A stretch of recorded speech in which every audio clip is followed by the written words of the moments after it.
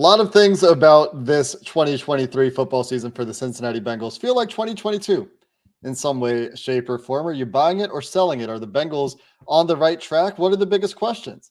Let's dive into it. You are Locked On Bengals, your daily Cincinnati Bengals podcast, part of the Locked On Podcast Network, your team every day.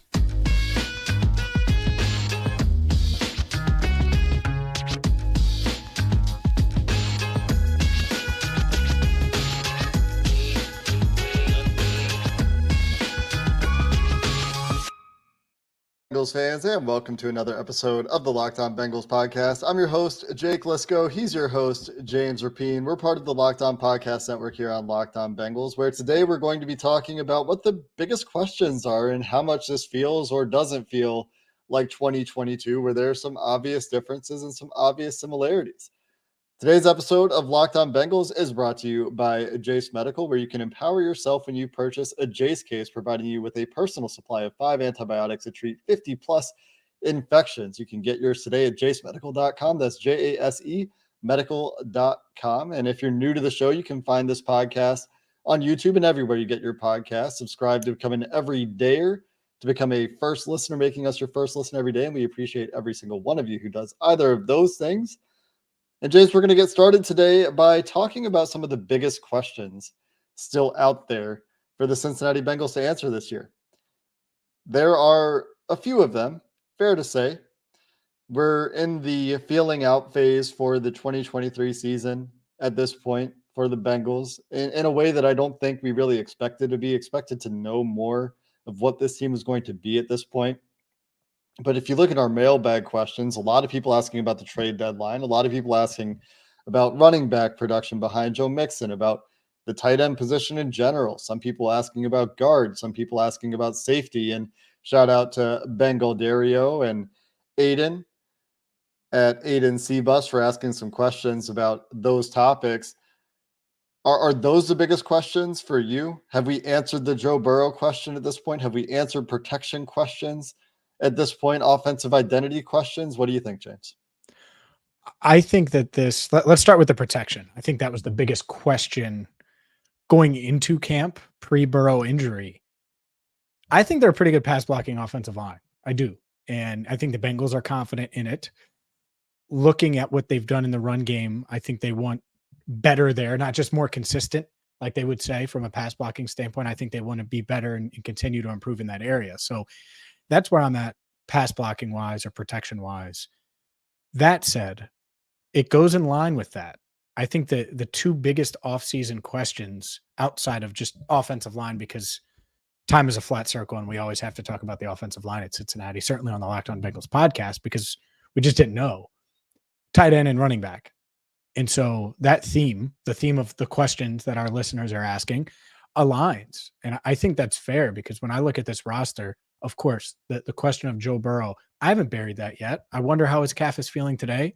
I certainly expect him to be a full participant in practice this week, but will he move around on Sunday like he did against the Cardinals? I don't know. I think he surprised a lot of people in the building, maybe even surprised himself with how well he was moving.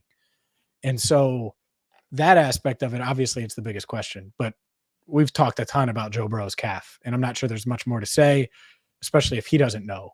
And so to me, the biggest question is that RB2 spot, because I look at it, and I did it this morning. I went through Joe Mixon, 75% of the snaps, was on the field a ton the other day, and has been on the field a ton all season long to this point, would be by far the most snaps he's played in his career.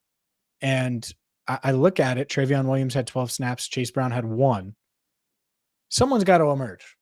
And they need someone else to keep Joe Mixon fresh enough so he can be RB1 in week 12, in week 14, in week 20, when you need him to be able to go downhill, or week 18, 19, when you're going to Buffalo, potentially in the playoffs, and you need him to dominate the game like he did last year and had a really good day running the ball. Like, those are the things that's the thing I worry about the most. I truly, about this offense, if it's not Burrow, it's all right, well, who's RB2?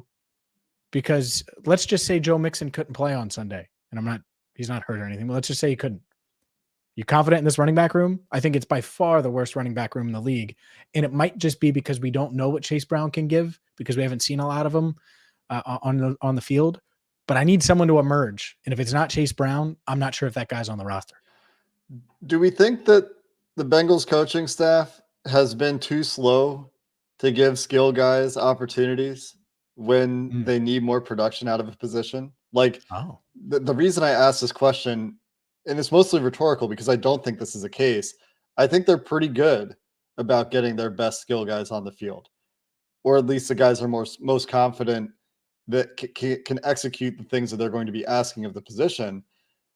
I do wonder why Chris Evans, after he had a pretty good preseason, seemed to garner some favor with the Bengals coaches, hasn't gotten any real significant opportunity this year. Chase Brown, you mentioned 0 snaps the same other day. thing. 0.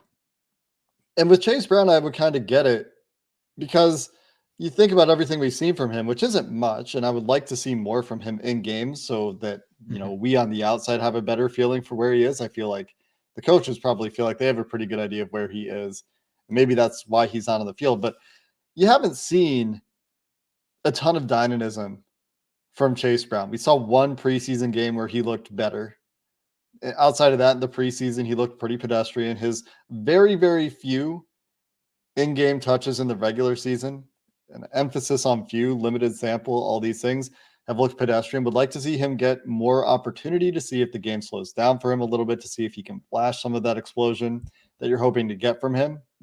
Because if there's anything that you're missing with Joe Mixon, and say he holds up, right? Take the other side of the coin, holds up just fine with the heavier snap load, is able to play this heavy snap count all the way through the season, no diminishing of efficiency or effectiveness. You would still like to have more explosion as a change of pace back. They haven't had that since Giovanni Bernard, it feels like, in this running back room that is played at a reasonable level.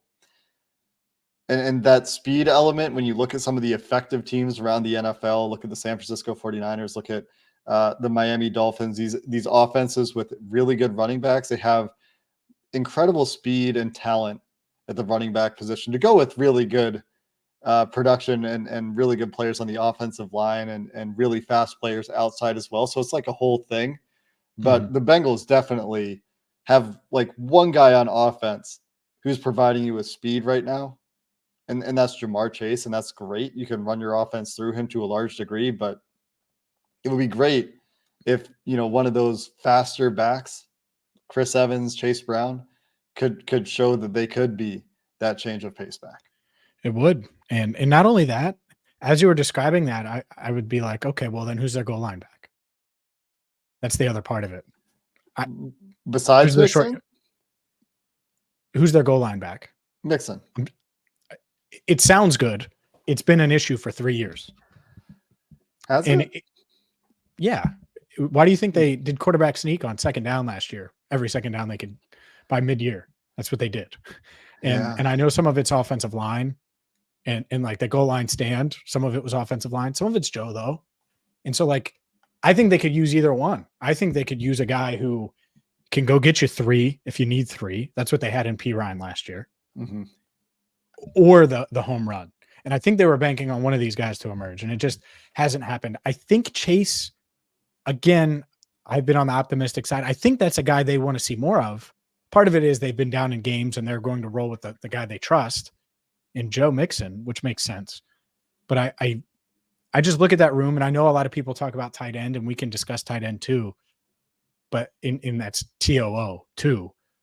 But to me, the running back spot, it's just like, you need something else, because you do have a guy there that can be productive in Joe Mixon, but I think it's unrealistic to expect him not to wear down, even if he's able to stay healthy, and he has been durable. I'm not saying that, and I'm not questioning it, but asking a guy in his late 20s to have an increased workload over the entire year at running back, it's just asking a lot. And by an increased workload, we're talking about significant snaps, like 8 to 10% of the snaps.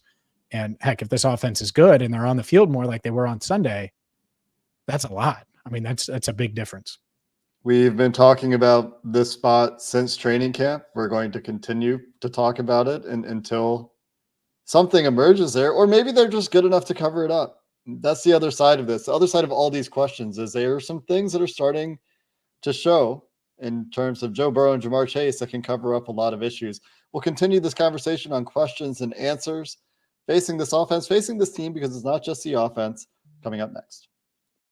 Today's show is brought to you by eBay Motors. eBay Motors has teamed up with Locked On Fantasy Football host Vinny Iyer to bring you some of the best fantasy picks each week all season long. So whether you're prepping for a daily draft, scouting the waiver wire, every week we're going to provide you with players that are guaranteed to fit on your roster. And let's see who Vinny has picked out for us on this week's eBay's Guaranteed Fit Fantasy Picks of the Week. And Baker Mayfield, to the surprise of many, has been a borderline quarterback one in fantasy while enjoying his most efficient season as a reality passer. Coming off of a Buccaneers Week 5 bye, he should have a high value in a matchup with Jared Goff and the Red Hot Lions at home in Week 6. Mayfield has been locked into a variety of receivers, and the Lions, they struggle to cover slot receivers like Chris Godwin, tight end Cade Otton. The Bucs also won't be able to run much on Detroit, leading to even more passing attempts for Baker Mayfield. I know there's one league where I had Anthony Richardson and Deshaun Watson, both guys hurt, might not be playing, might have to turn to Baker this week. Vinny Iyer from Locked On Fantasy Football is going to help you win your fantasy championship. And eBay Motors knows a championship team is all about each player being a perfect fit. The same with your vehicle. With over 122 million parts for your number one ride or die, you can make sure your ride stays running smoothly, from brake kits to LED headlights, roof rack, bumpers, whatever your baby needs. eBay Motors has it. Maybe it's something as simple as headlights, like the actual bulbs. eBay Motors has you covered. And with eBay's Guaranteed Fit, it's guaranteed to fit your ride the first time, every time, or your money back. Plus, at these prices, you're burning rubber, not cash. Keep your ride or die alive at ebaymotors.com. eBay Guaranteed Fit, only available to U.S. customers. Eligible items only. Exclusions apply. Let's stay on the topic of the offense here for a bit longer. There's a question as to whether or not I think they're back on track with the offense, and that would be the 2022 track for the Cincinnati Bengals. But wanted to talk about protection a little bit. We don't need to spend a ton of time here. Tom Cole asking, why is it so hard to get good protection? Why is this taking so long? They're spending, they're missing in the draft. Burrow stat count is down, and should we expect it to get better as the season goes on? We had another question that I'm trying to find the name so I can give him credit. It was Jimbo at Bengals Boy on Twitter. What letter grade would you give Orlando Brown Jr. so far? These things kind of tie together.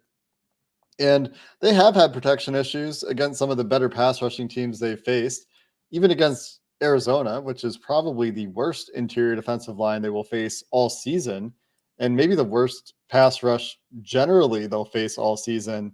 Joe Burrow took some sacks on third downs, and those were just normal stunts. Talked about this with Mike on the film review episode yesterday when we were reviewing what worked in Arizona and what there still is to work on. Stunts from the left side of the offensive line toward the center or right side of the offensive line gave them major issues in Week 5.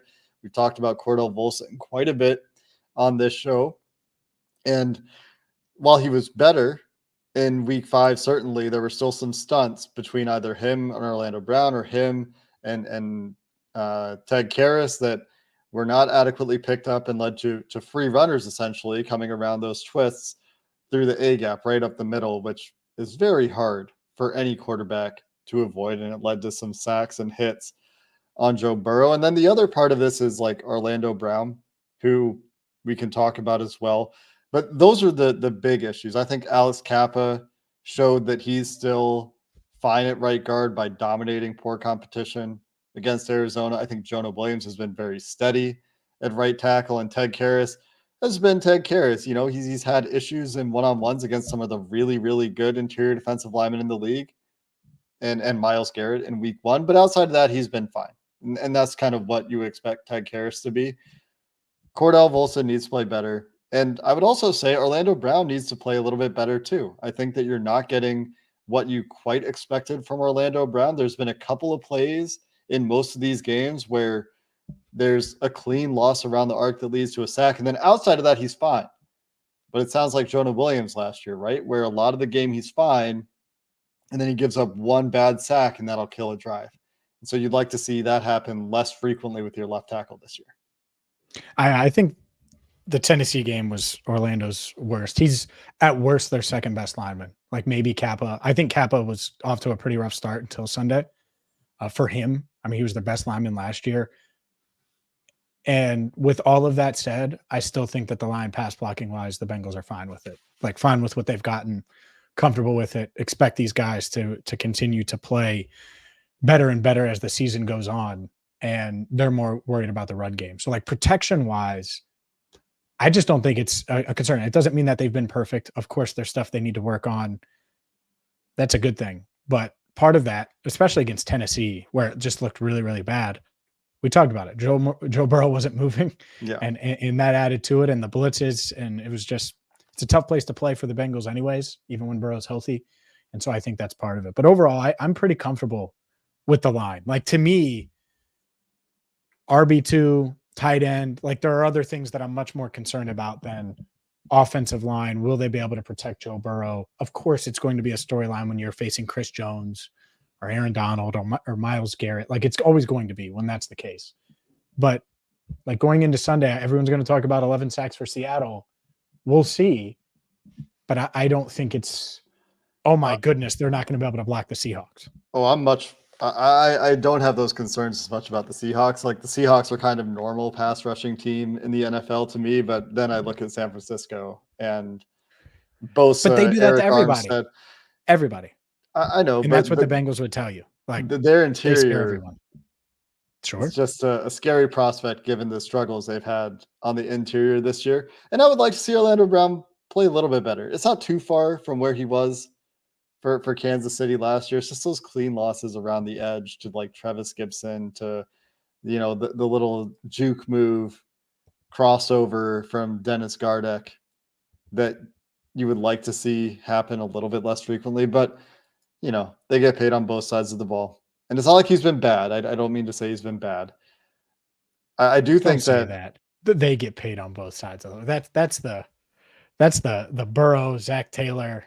I mean, it's true. Special there. Like Dennis Gardeck has been good for Atlanta, for Arizona this year, and he came out of nowhere. He's done that to a number of teams. He got one win against Orlando Brown. You would like to see that not happen. Okay. Sure. I get what you're saying. Yeah. Tight end, though, a little bit less optimistic about. And I think like the offensive line in the run game, which you talked about, and it's not just running back, it's also the offensive line in the run game, has some room for improvement. But no doubt that's more of a concern to me than the protection part. But honestly, so do the tight ends. Like the tight ends, Drew Sample's been fine as a blocker. They're not getting a whole lot else from these tight ends in blocking or in receiving. You talk about like worst running back room in the NFL. How about this tight end room where they're not getting it from Irv Smith? Tanner Hudson still looks like he might be the best tight end receiving on the team. And the depth is still questionable at best. Yeah, I'm with you on Hudson. I know we talked about this a few weeks ago, and I was like, are we sure he's not? And until Irv Smith Jr. proves me wrong now, which would be great. And he drew an pass interference penalty the other day. And he's came back from that hamstring. All of those things, didn't get a lot of reps with Burrow, but neither did Tanner Hudson. And he got passes the moment Burrow got back on Monday Night Football. So we'll see. But I would love. I know we have a lot of questions about additions. I think those are the two areas. They're not going to go out of left guard. I'd be shocked at that. But could they go look at running back RB2 at some point over the next 3 weeks, or look at tight end over the next 3 weeks? I do think that that's possible. I think that could be better. I don't think that in-season acquisitions are a thing that this team does very often, but maybe this is a year. Talk yourself into it a little bit every year, right? From like the context, from the window, from where there seem to be glaring needs. They have cap. And they do have the space. That is true. Mm-hmm. We have plenty of time to talk about that, though. We'll get to that. We do a show every day, ladies and gentlemen. I promise. Yeah, and the trade deadline is what? 3 weeks away. 3 weeks away on Halloween, baby. There you go. Don't ruin my Halloween, Bengals. Make it before the deadline. The far before. Go ahead. The 2022 season started very similarly to the 2023 season. Is this a 2022 redux? What other questions face this team? And is Joe Burrow, like I said, is he simply getting on track right in time to get on track for the rest of the season? We'll finish the show there coming up next. Today's episode of A Locked On Bengals is brought to you by Jase Medical, who believes that everyone should be empowered to care for themselves and their loved ones during the unexpected. And that's why Jase Medical has come up with the Jase case. What is the Jase case? Well, it provides 5 life-saving antibiotics for emergency use and will provide you with peace of mind, so you're not just hoping that you have access to medication in an emergency. It's there to help you be prepared for the unexpected and make sure that you have medication in hand when you might need it. It's simple, and Jace Medical will handle everything from the online evaluation to licensed pharmacy medication delivery and ongoing consultation and care. Don't get caught unprepared. And right now you can get $20 off on these life-saving antibiotics today from Jase Medical using our code locked on at checkout at jasemedical.com. That's JASE medical.com. Today's show is also brought to you by Pierce Dental. And Pierce Dental is the premier location if you're looking for any type of dental work. They do it here in Cincinnati, and they have 2 locations, one in downtown Cincinnati, one in northern Kentucky, and you're going to get a world-class experience.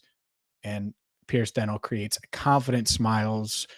Their downtown location, by the way, was established in 1942. So they're like 26 years older than the Bengals, to give you an idea. They are the highest rated dentist in the area with over 1,300 5-star Google reviews.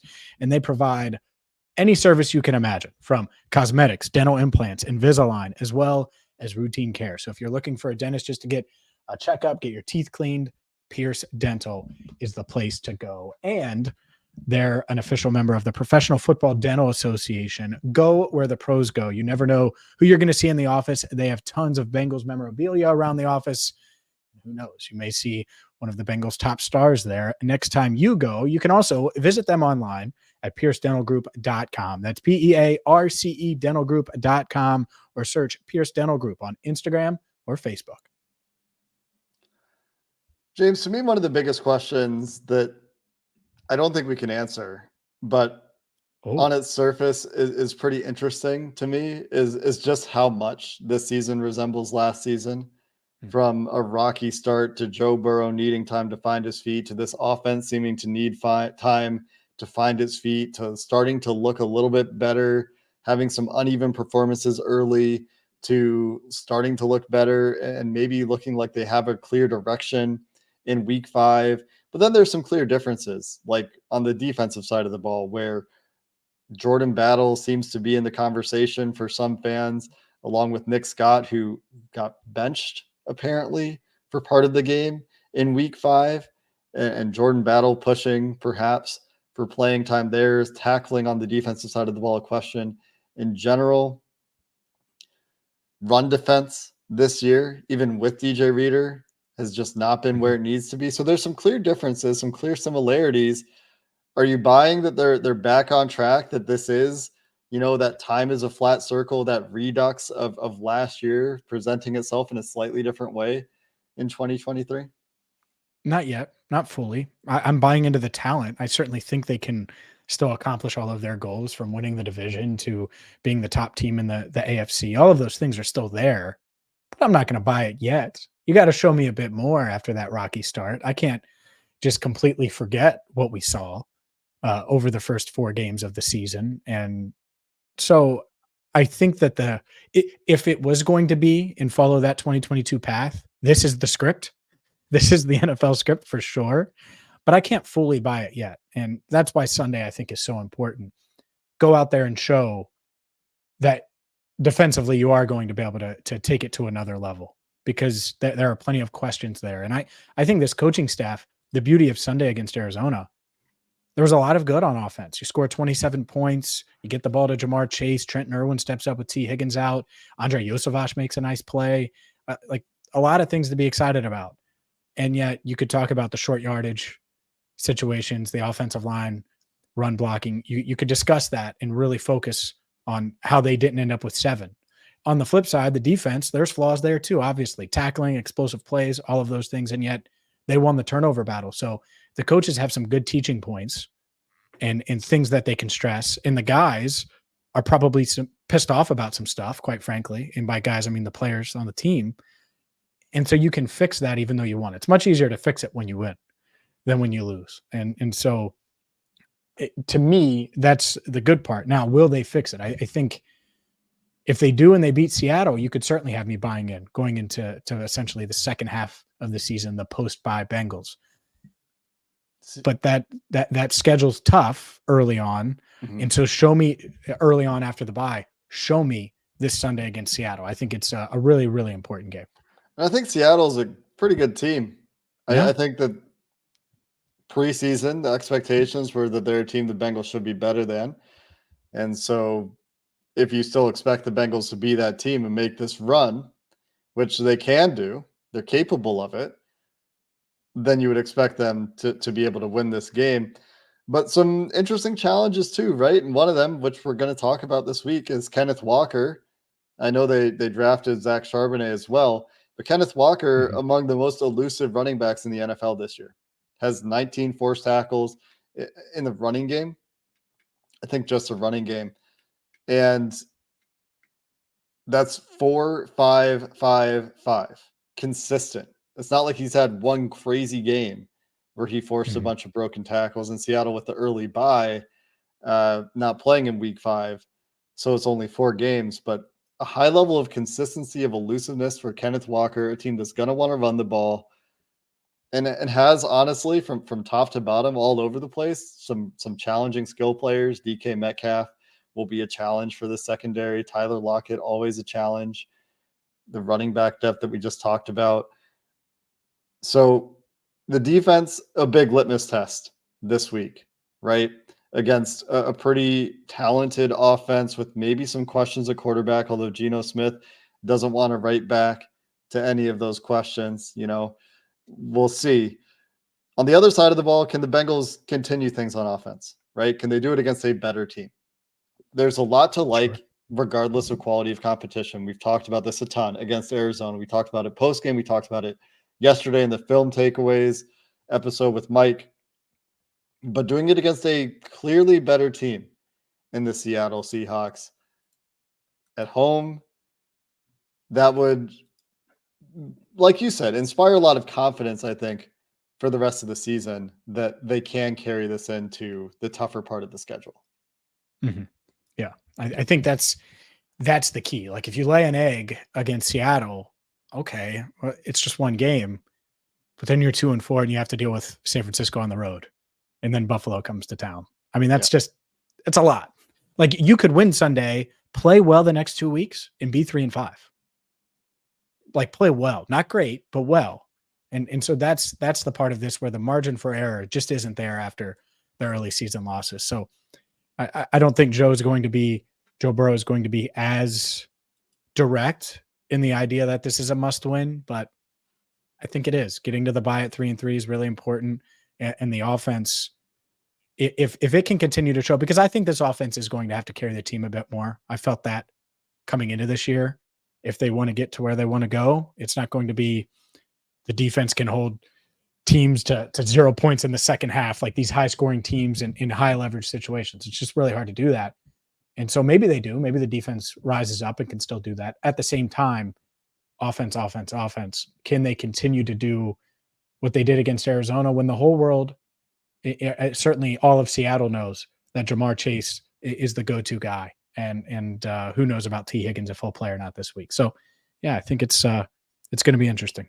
And Seattle will cover Jamar differently than Arizona did for sure. I mean, that's still a cover 3 heavy team. They're going to go 3. They're going to go 6. They're going to cloud Jamar for a lot of the game. They're not going to play off the entire game. They're not going to play quarters the entire game like Arizona did. So it will require a different approach from the Bengals, who have seemed to find a good game plan for Jamar Chase in 2 of the last 3 weeks. And we'll see if that continues. And it certainly appears that it should. Just wanted to shout out Mr. Nev, Mr. Irish Red, for asking about missed tackling. We talked about that. Something that simply needs to be better.